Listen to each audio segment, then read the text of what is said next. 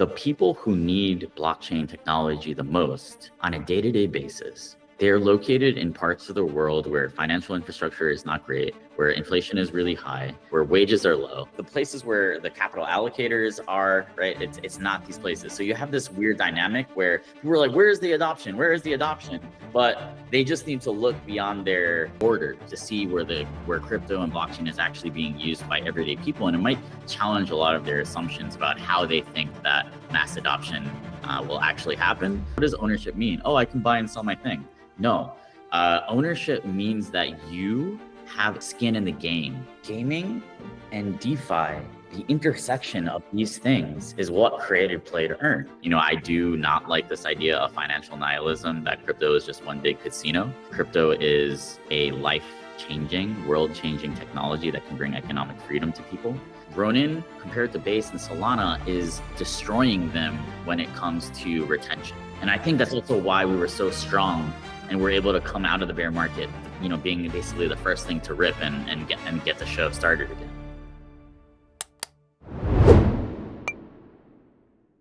Okay, everybody, welcome to our next episode of Press Play, now in the video format, and we are joined by none other than Jiho. Hello, Jiho. Welcome to have you today. Yeah, thanks for having me. Okay, so if people have somehow stumbled into our industry and to this video and somehow have no idea who you are, let's start with the very basic question of who are you in the space and what are you doing at the moment? I'm Jiho. I'm a co-founder of Sky Mavis. We're the inventors of a game called Axie Infinity, as well as the Ronin Network. Axie was a game that basically used cryptocurrency in a game for the first time, and it ended up onboarding millions of people to blockchain. It's kind of like Pokemon or Tamagotchi. But while we were building Axie, we had to create a lot of things, a lot of tools to allow a game to be turned into a crypto game, a crypto-powered game. And we ended up calling that suite of tools the Ronin Network, right? So Ronin is a blockchain, but it's also a distribution platform for these types of games. That's a little bit about what we're doing, what we're building. I'm a gamer, I'm a collector. So I grew up playing video games and collecting fossils and insects. I'm also someone who was never really interested in crypto until I realized that it could be about the things that I was interested in, right? I was never interested in it when it was just about Bitcoin, trading, making money. But when I found out that, hey, like this is something that could create a new type of game, a new type of collecting experience, that's what really drew me in. And we're looking for more of these types of people out there. We know that there are. Yeah, I 100% agree. I would say I'm also exactly that kind of person. I remember maybe like all the way back at like 2018, 2019, that's the first time I ever saw Ethereum, which I read wrong, and Bitcoin on this, what was it called? It was called like Plus 500 Trader app. And I was like, oh, I could also trade these other things because I was LARPing as a trader. And I never really got interested enough into crypto until I found it was actually Axie that was the first thing that got me into this space 3 years ago. And it was just a more comprehensible model or vehicle that I could understand the use of crypto behind, with people just talking to me about DeFi stuffs. I never really understood why I should care. But then when it came into the Axies, and then each Axie being its different part, and then the Axies having their own little parts that I could change to try and make the most superior Axie I could, I think that's really what piqued my interest and got me to where I am now 3 years later. So it's wild that you already touched on how well Axie has done to onboard people, and I was one of those people that was onboarded 3 years ago. So I want to ask, before Axie, and you said you weren't interested in Bitcoin until you saw all this, were you originally planning to build out something as Axie, or did you come into it and find it? Because I know you spoke about your fossils collections, all that before. I've always found this really interesting when you have spoke about it, and I love your journey of how you've got here. But for others that may not know, how did you get into Axie and Ronin and Sky Mavis in the first place? I think the story of how I got involved is something that could only ever happen in crypto, in Web3. Um, in December of 2017, I discovered a game called CryptoKitties, where you basically were breeding digital cats. And some of them, it basically used this real Mendelian genetic system. I was a biology champion actually in high school. So I was like, oh, and I've always been interested in biology and nature. So it was like, hey, like crypto is boring, but this seems like something interesting. Like this seems like something where my unique skill set could actually help me, right? So I started playing this game called CryptoKitties, learned a lot, met a lot of really cool people, and basically at that moment thought, hey, this is looks really basic, but I think it's the beginning of something larger. And so I was then looking for a new project after CryptoKitties to get involved with. I stumbled upon Axie as a community member, and I was like, hey, like they need help with this. They need help with all these different things. And I just started to kind of do that work.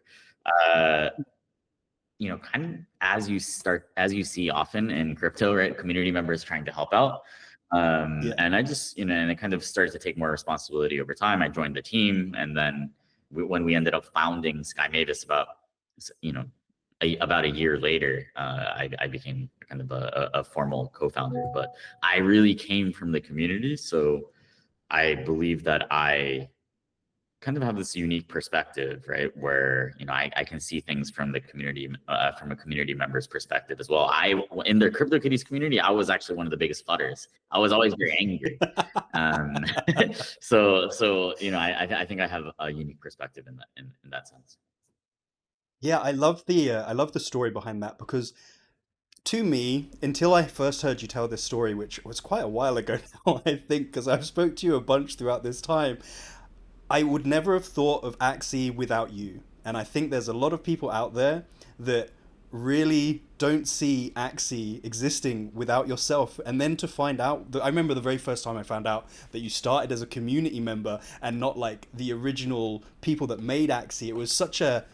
It's such kind of like an inspiration for a lot of the way that people get into jobs in this space. For myself with games, obviously our prior name Polkastarter Gaming, I did something very similar to yourself. I basically just met Omar playing Big Time, and I told him that I was the messiah of his gaming guild that it was at the time, and he should employ me. So do you think that the way you've come and ended up where you are should really like let people know that if they are part of a community and they've got skills that can help this, that they should be helping the community, not necessarily instantly for some sort of return, but just because it can lead to things down the line if they've got kind of a longer view around it. Of course, you know, I think that's the special thing about Web3 is that you can align incentives with the right formal developers of the project as well, right? So for me, why was I helping? It was like, okay, I bought some Axies in the beginning, right? So you basically can acquire a stake, a small stake, and do work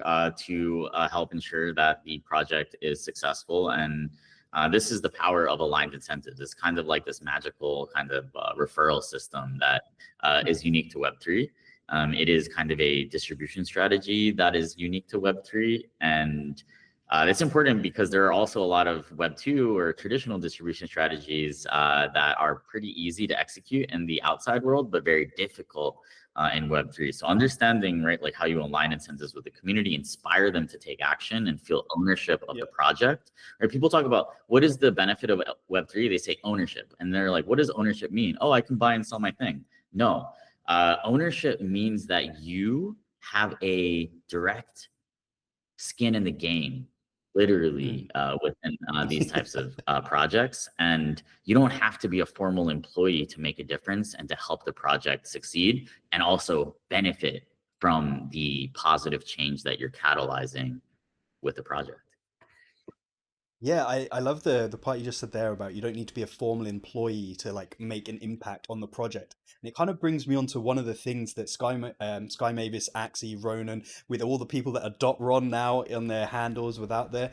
Axie, in my opinion, is what made the crypto influencers or the gaming influencers that we have today. Did you think once you had joined the team officially and you were starting to build out the Ronin Network and Sky Mavis and all this, did you think that not think did you have in the plan, was it always to have such an amount of user generated content that could then create these large influencers that we still have some today? Like a lot of them may have shied away from Axie and may have changed their opinion on what Axie is like now, but that people are allowed to do that, I guess. But a lot of them were built off of the back of what Axie created and the community that was from Axie. UGC has always been really important. Some of the original special moments in the Axie community were things like art contests. I think about some of the art contests that we did in the early days. People were making structure statues, or people were getting tattoos. Like Cloud White was getting tattoos. Cloud White also made a musical, right? So these are some of the early iconic moments that really set and convinced us that something really special was happening with Axie, and that we should continue to pour energy and pour our hearts and souls into it. So I think that UGC is just a distribution strategy or a content strategy that fits really well with Web3 gaming and crypto in general. And that's important because there are a lot of things that don't work, as I mentioned, right? So you have to think about what are the things that are unique to what are the things that are uniquely suited for working well in Web3. And this type of strategy really works. I would also say that, I had some kind of understanding of the power that creators could have, because I actually was a CryptoKitty streamer. And as I Oh, taught really? people how to breed CryptoKitties, I could see that people were following along with the stream and buying the cats that I was saying that I was interested in, or that I was saying would be good breeders for a certain right type of strategy. So I think from an early day, from an early period, like we had this understanding. It's not just like me, right, like forcing this on the project. Like I think that our community was actually strong, relatively strong, like prior to me joining. And the fact that, right, like Jom, our CEO, like chose to bring me on with, me having very little gaming experience. And I think it was a testament to, right, him thinking that that was important.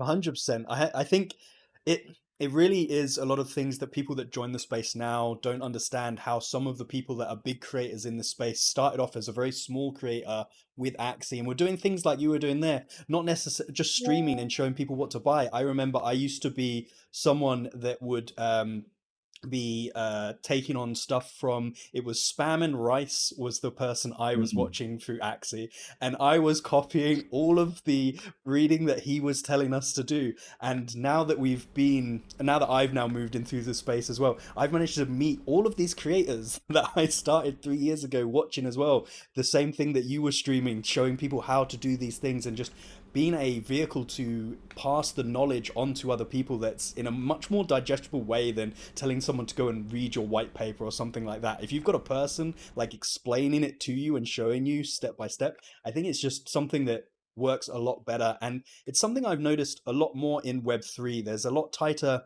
People always like to talk about the community in Web3 compared to normal stuff. And a lot of people dunk on it, saying there's not always this community and there's not always this other stuff. I've never joined a Discord for any Web2 game. I've never followed the Twitter for any Web2 game. But Web3, I had to get Nitro just so I could be all in the Discords. I follow most games that are on Twitter as well. Do you think this is the unique thing that Web3 owns, or sorry, helps to add to, because of, like you mentioned earlier, it gives you that ownership, that skin in the game? It's more than just you are invested monetarily. Yeah, obviously you have paid money in there, but there's more of an ownership and a connection to these games where you can feel, even as a small community member, that you're going to have an influence on what the project is going to be doing.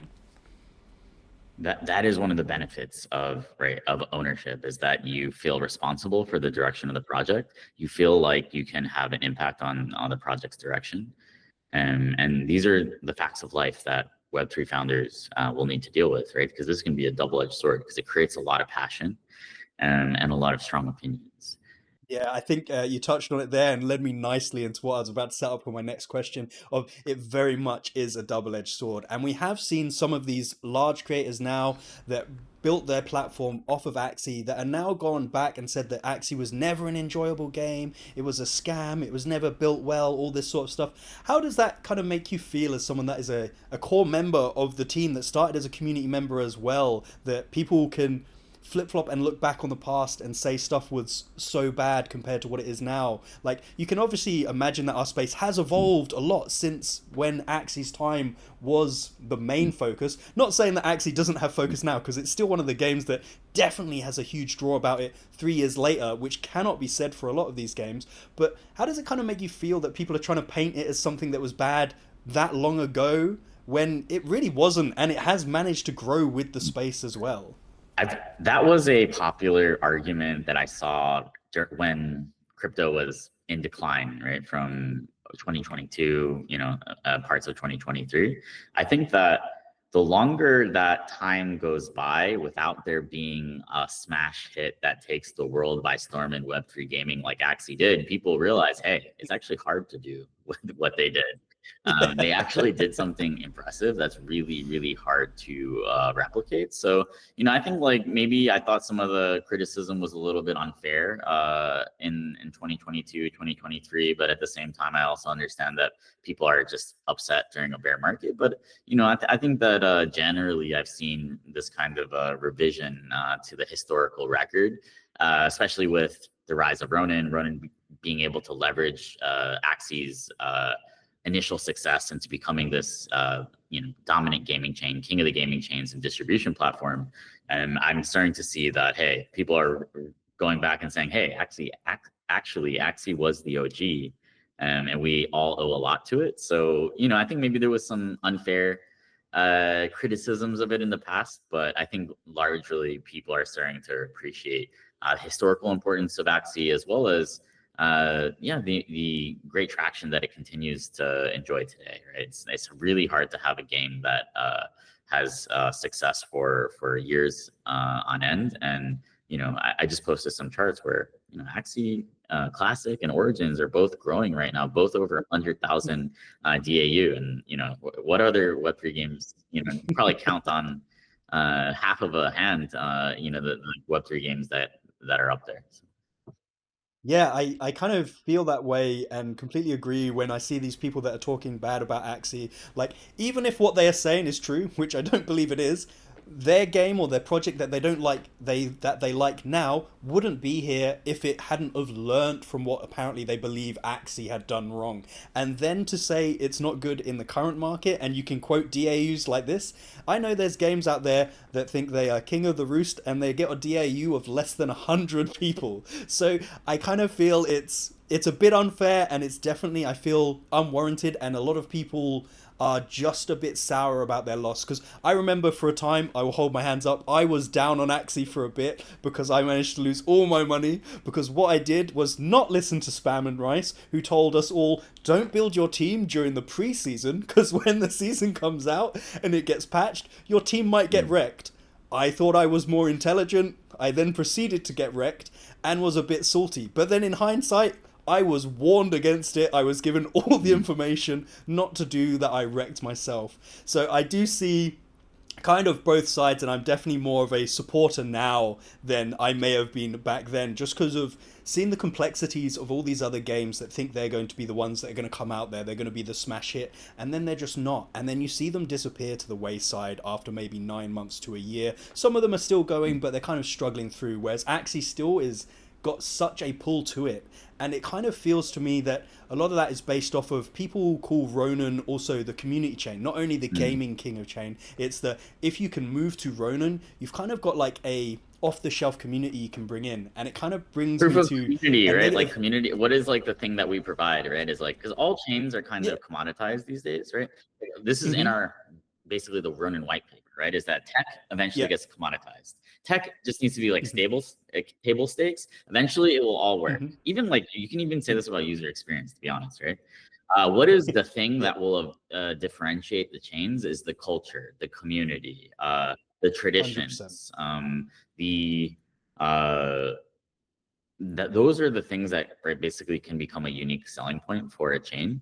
Right, like the tech, especially because Web3 is so open source, and it's like, okay, nice, that I love that, thank you, right? Like and that's also, right, like part of how we think about product strategy, right? Is like, okay, if someone does something that's working, we can take that idea and roll it out to our actual users, right? So like coming up with like a cool product idea that's not really necessarily a competitive edge in Web3, especially when, right, everything is so easily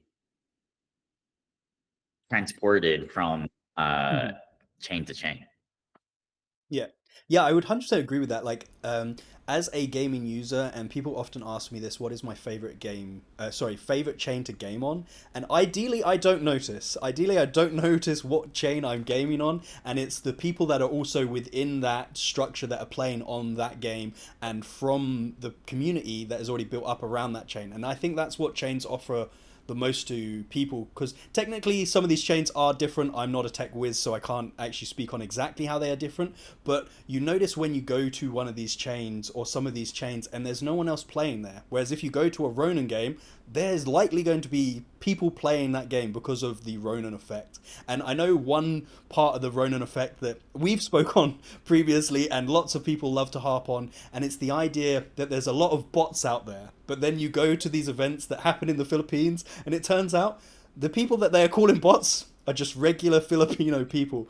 So how do you think, or do you think the market's ever going to be able to make a shift to identify that a lot of the Ronin users are just people? And I think a lot of the things that comes down to it, and why people kind of single out the Philippines the most out of the C region, because the C has a lot of gamers and they provide a lot of player liquidity, is just people don't seem to grab conceptually how much of an impact Axie actually had on the Philippines for it to be able to draw in as many people as it did. And I think people that have never been to the Philippines or have had less interaction in sea don't really understand that a large percentage of a country could be involved in a game. Do you think there's a way we can change people's opinions on this People don't without even know. dragging them to the People like Philippines? larp so much about mass adoption that they don't know how to process it when they see it.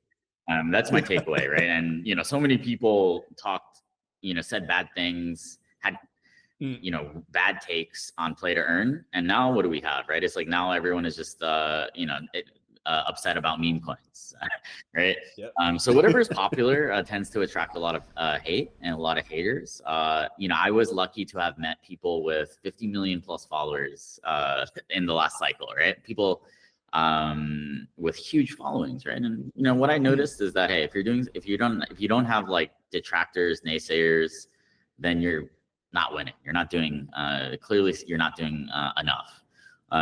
So our mission at Sky Mavis is to bring economic freedom to everyone, starting with gamers. Mhm. And the people who need blockchain technology the most on a day-to-day basis, they're located in parts of the world where financial infrastructure is not great, where inflation is really Mhm. high, where they're having to do a lot of expensive international transactions, where wages are low.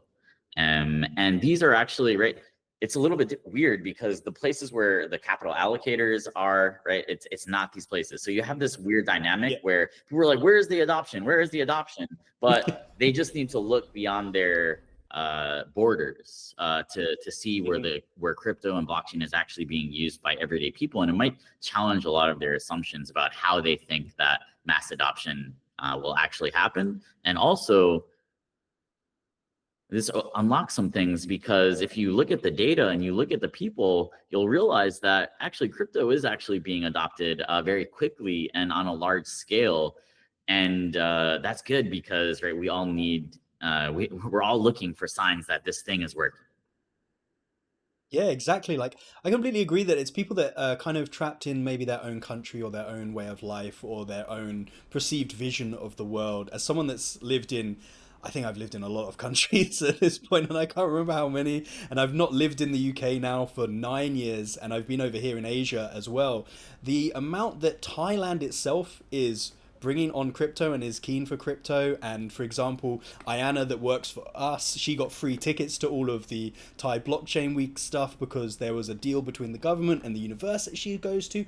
I think it's just a lot of it is, if you're in a country where your country isn't actively adopting this, it's not something you can really comprehend that is going to be happening. I know I speak to the people in the UK and some people in Canada, and they have a really hard time moving their crypto from fiat into crypto and then off and on. So they don't see how simple it can be in some of these other countries that have already started to accept it. So I think that does add to their struggle around it. And the point you kind of made about if you are popular, you're going to attract hate. hate will always win over positivity. You can do a hateful post and you're going to get all of the engagement because you're going to have one side agreeing and one side being against you. So I just want to touch on one point that happened in the career of Sky Mavis, Ronin, and all that, and it would probably have brought on a lot of hate, and that was around the hack. How did you guys feel when you were dealing with this incident? So the crazy thing about this is that there was actually a Harvard Business School case study written about how well we dealt with this thing. So we're basically recognized by the #1 business school of all time on our resilience and the way that we were able to navigate this thing. And so I'm really proud of that. You know, for us, obviously in the moment, you're like, holy shit, like everything that we have been working towards is at risk. This is very serious. And you, for us, the thing that we had to focus on was, one, knowing that there's a way to use this as a way to make us stronger, and that there's a way to basically get past this. And then it's just, okay, you're playing a chess game where if you just make the right consecutive move enough times in a row, Yeah. then it's gonna then you're gonna live. So at that moment, right, that's what we were focused on is, okay, what's the next move? What's the next move? What's the next move? How do we like make sure that we're executing each one of these actions perfectly in the kind of the sequential order that was happening. Right? It was really insane, right? We were able to raise capital within 5 days. We pushed forward with the Origins launch as well to give the community, right, something to rally behind and to show that we're still going to continue innovating and shipping product. And so yeah, it was an insane time. But I think all killer communities, all iron-blooded communities in Web3 go through an existential moment where they believe that they're done for. And that was ours, right? You can think about, right, like the Solana community and the FTX situation, right? Yep. That was our version of that. You think about Ethereum and the DAO hack in the early days. Yeah, it's great. It's crazy. I think a lot of people that were kind of adding to the hate for, I assume a lot of them were doing it for engagement more than anything else, because it would be wild for me to imagine trying to hate on a company that has just been through something so horrific without being able to picture what would I have done in this situation. If I suddenly had a project that suddenly went and had an incident like this, I think I would find it very difficult to maintain my composure and do this sort of stuff. So these people that were maybe trying to kick down on Ronin, Axie and all that once this was happening really didn't have the self-awareness to think, hey, would I have been able to do any better in this situation? And it does show that Ronin has then become such a strong chain and such a gaming king chain out there as well. So it kind of moves on to another point I want to talk about, something that's coming up very soon, depending on when people get to watch this video actually, is Ronin becoming open to other people to come on. First question is, when Ronin was created, what made you guys decide to gate it and not let just anyone build on there? In order to succeed, you need to be contrarian about the right thing. So there's the framing of when people are zigging, you have to zag. And this was something that we chose to go against the status quo on. Why? We felt like rather than spraying and praying and giving out a ton of grants, we're going to focus on a few select teams that we felt like had the potential to be the next Sky Mavis, right? To create the next Axie, to be the next killer game for Web3 gaming. We felt like we had the expertise to identify these teams and selectively kind of handpick them and cultivate them. And in order for these teams to be able to shine, we needed to create kind of this environment where they could basically have enough attention, have the attention needed to succeed. We also didn't want to scale something up before we knew what was actually working. You see this with a lot of consumer apps and their go-to-market, right? Where you start a little bit, with quality over quantity, and then you eventually scale up. Facebook comes to mind, where in the beginning it was only open to Ivy League students, for example. And so that was our strategy. However, right, like over time, it's gotten to the point where so many people want to build on Ronin that we're like, hey, like we may be missing out on a lot of great builders that we just don't have the capacity to like communicate with and whitelist them and do all that. There's all this overhead, right, that is required when you're seeking to impose order on entropy, right? It's energy, right? That's like the definition of energy is when you try to control entropy. And we've gotten to the point where we're like, hey, the next Sky Mavis, if they were to want to deploy on Ronin right now, would we get all of them? Possibly not. So this moment is a testament to the fact that there's so many people that want to deploy on Ronin. And yeah, couldn't be more excited for this moment, right? I see this as the beginning of a new era.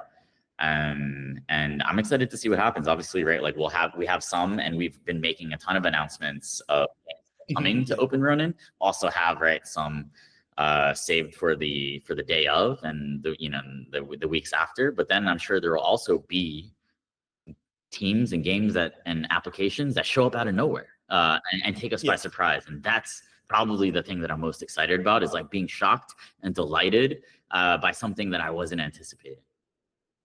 Yeah, I think it's a really good plan to have started the way you guys did and make sure you were nurturing the people coming to your chain. Obviously, I've worked with a lot of games in my 3+ years now, and some of them moving onto these chains then get such little support that it's kind of bizarre to me that they moved to the chain in the first place. Whereas any game that was allowed to build on Ronin because it was closed was definitely going to get all of that Ronin support, which, like obviously you mentioned, does make it hard to scale out to let other people come on as well. So when it's opened up and anyone can come on and build, is there still going to be games that are like given the Ronin seal, as in from Sky Mavis and shown like that, rather than just someone that's building on your chain? Because I know that's something people have had a bit of a worry about, and I've had teams speak to me about that are from games that have been interested in moving to Ronin once it does become open, and they're just worried it's going to be so oversaturated because everyone's going to be like, oh my god, Ronin's finally open, we can go move over there now without having to be told we're allowed to.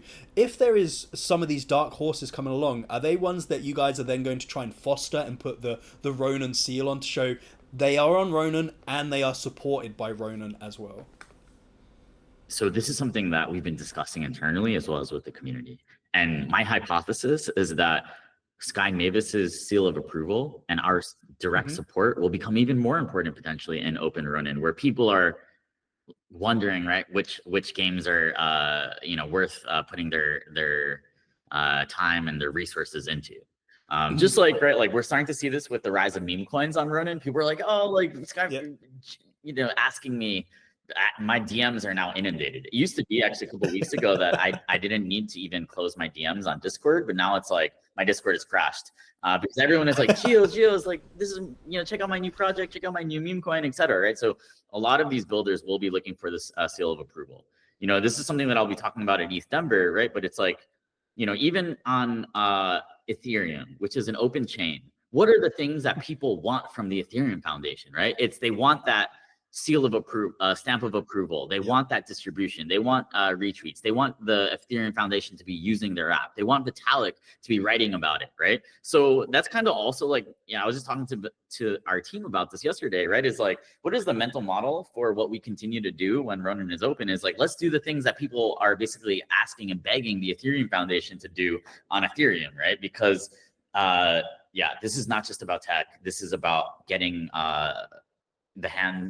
getting the technology to the hands of the people that need it the most. And Sky Mavis is one of the leaders on the Ronin chain. People look to us for guidance, and we feel that we have this responsibility, right, to be in the trenches, right, to be in the trenches alongside the users. Otherwise, we're going to lose touch. And so this ability to curate, to directly invest and really support select projects, I think that's going to be even potentially more important in an open environment. Yeah, for sure. I think just carrying any sort of seal of the Sky Mavis seal is going to really help the ones that do move on there once it is permissionless. And it's definitely like that is exactly what people want, right? You're saying, you said around the Ethereum Foundation, the only reason people would want you guys to be sealing them is to again give these people this level of trust, right? That we're not just some random project that happened to build on Ronin because we're allowed to build there now. With that being said, currently Ronin, king of gaming chains in some opinions and some people's minds. Are you excited for what's going to be built on Ronin that isn't gaming? Is there a chance that you guys are also looking into all these other options now as well? Because I might be wrong because I am heavily just deep in the gaming sector. Ronin previously only had mainly gaming projects on the chain up until the point it's going to become permissionless, correct? Gaming and DeFi, the intersection of these things is what created play to earn. There could be no Hmm. play to earn without Uniswap. So the thing I think that Ronin will have a unique advantage in is the types of applications that are supportive uh, to Hmm. gaming, right? That might Yeah. be lending protocols, right? That accept specialize in NFTs, for example. Liquid restaking, right?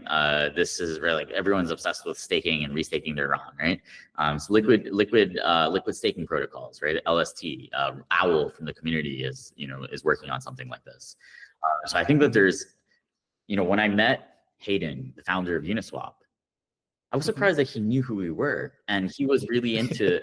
He was kind of excited to meet us in some ways because a lot of the original people that used Uniswap that were not right some DeFi bro Jedi Yeah. bros, right? Uh, there was a lot of the original everyday people that used Uniswap were people Hmm. from our community, people from emerging markets.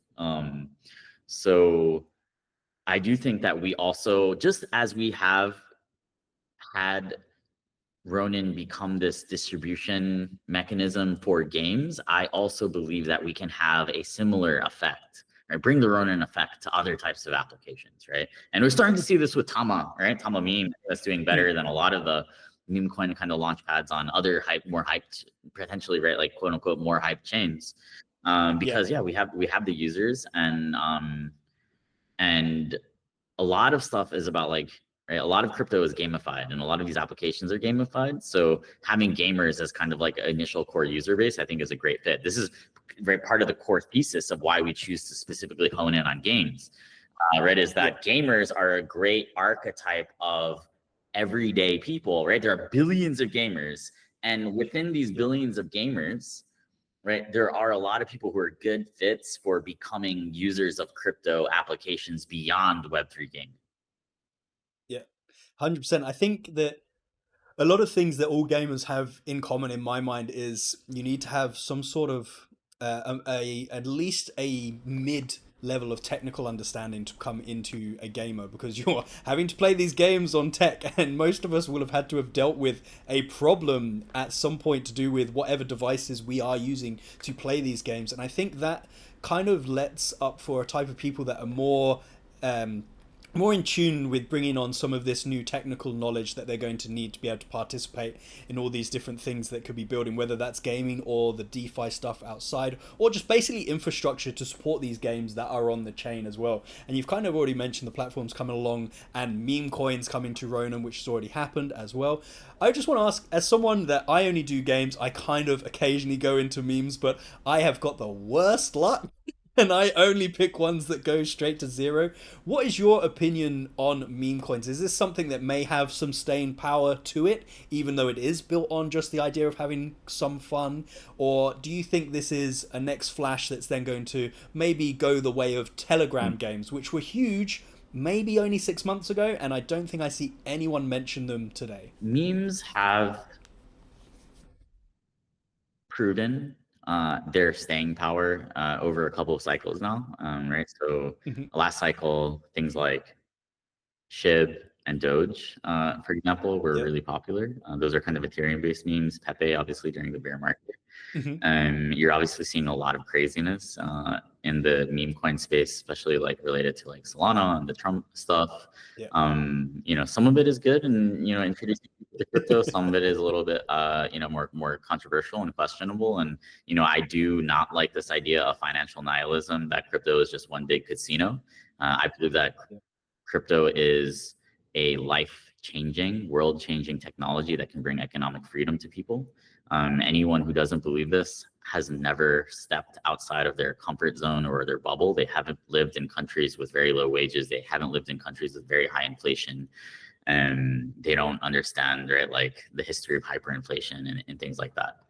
And so I believe that crypto is fundamentally a life-altering, life-changing technology. If we can introduce it to people, then it can potentially save their lives in a lot of cases. So I think that meme coins, they have their place in the space, but they're not. What you see is they're not great for retention. So meme coins maybe can be like a top of funnel onboarding tool.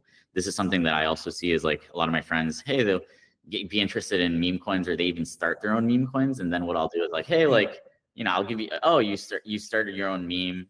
I'll give you some Ron. And then, and then they'll start to explore the rest of the ecosystem. 6 months later, they might have forgotten about memes or whatever, Yeah. but they're still following along and with what we're doing on Ronin.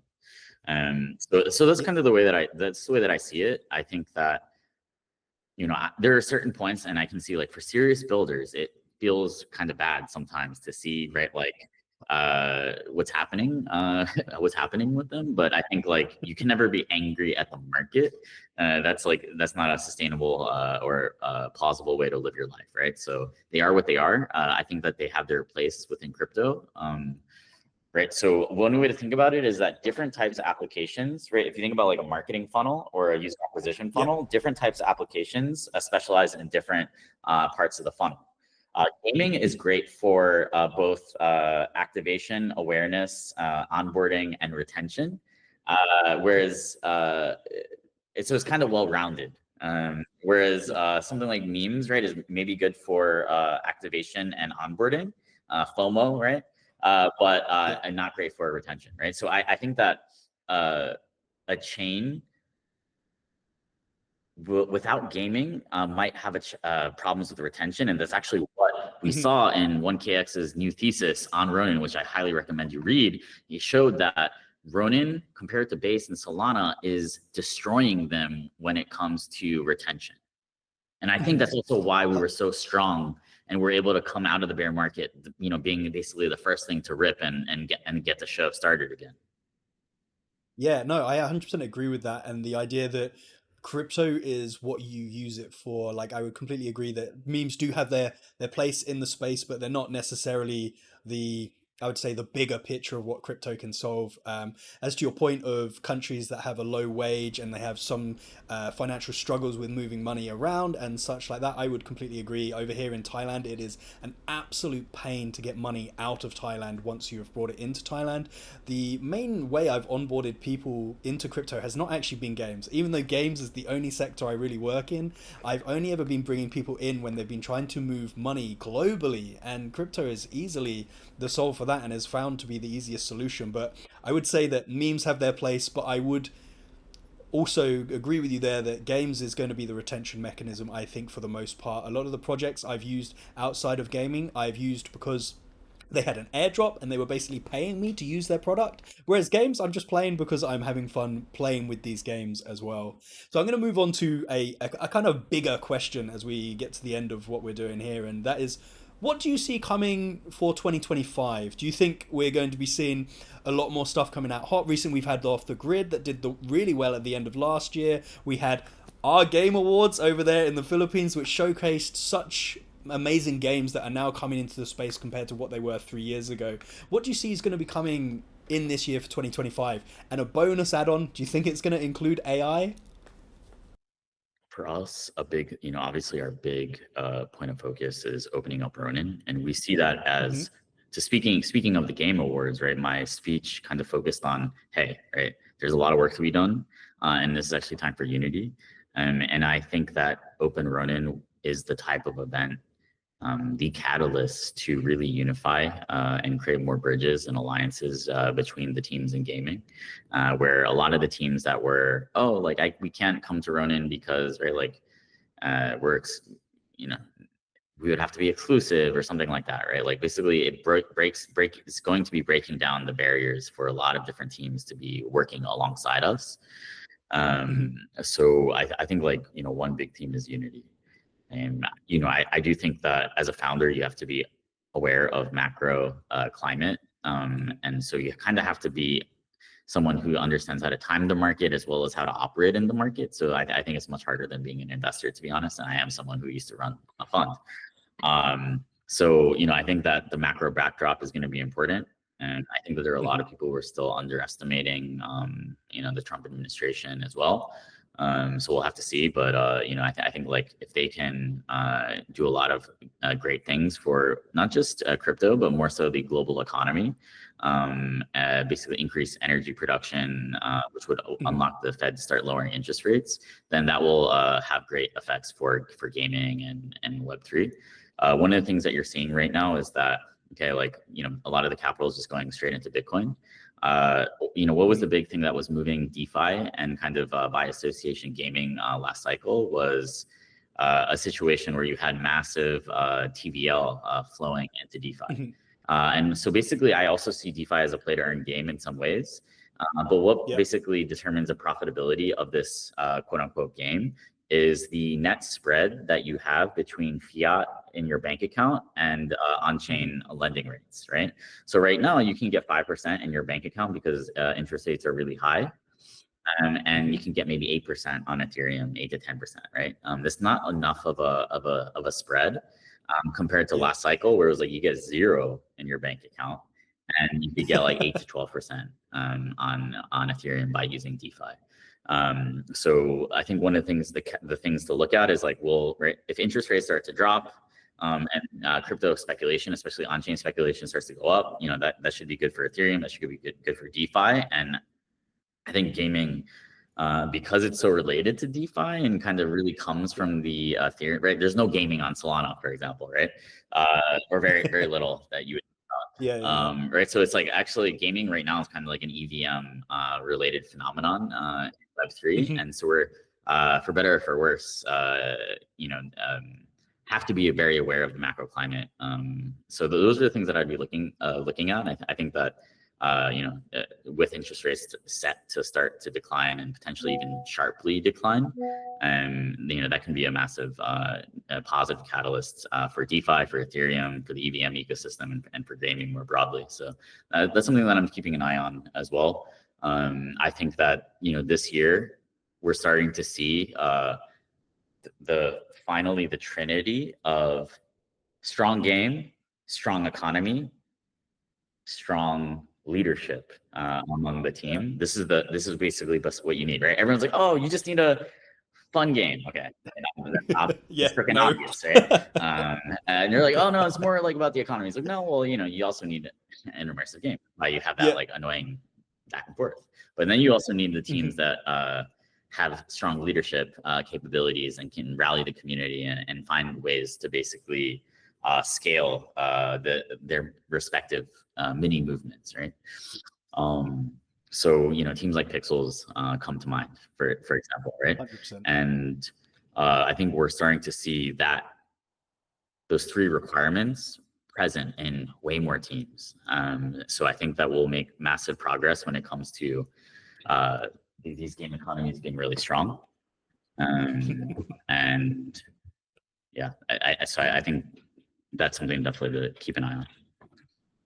Yeah, for sure. So it's been lovely to speak to you. And as always, I think I could just keep chatting to you for as long as we could ever have. But I think we're coming to the top of the hour. So my final question to you is a kind of like a gaming related question as well. What would you say, it is a gaming related question, what would you say is your most favorite game in the history of all games? My favorite game? So I think the game that had the biggest effect on my life was StarCraft, because it was the first thing I ever did on the internet. And so I think from an early age, I kind of saw that games could be a good way to learn about new technologies. And I also, obviously, I have really fond memories of playing World of Warcraft, like vanilla. I was in one of the top guilds. Yeah. So. Yeah, I would say exactly the same. I remember playing, I was before StarCraft, I was doing the Command and Conquer series as well, and that really got me into computers and got me into gaming, got me and my brother to bully our parents to buy us a PC when we were, I believe we were 10 years old, which is a good 26 years ago now, so that would have been 99 that we had our first PC. But I'd really agree that StarCraft was amazing. StarCraft 2 was more of my game than StarCraft 1. So it has been fantastic to have you on this new episode of Press Play. Do you have any closing words before I do an outro? Well, yeah, it's been great to be here, and yeah, keep an eye out for Open Ronin depending on when this goes live. And yeah, welcome to Ronin, everybody who's been kind of watching from the sidelines, maybe interested in building something or becoming a community member. You know, the door is now open. Awesome, and I hope a lot of people do take advantage of Ronin becoming permissionless. If you guys have enjoyed this episode, make sure you go over and check out everything that Jiho is doing. We're going to be having this up on all of our podcast platforms as well as on our YouTubes. Make sure you come back next time to check out Press Play. If you have anyone that you think I should have on this show, make sure you recommend it in the comments. Till then, I'll see you all next time, and goodbye.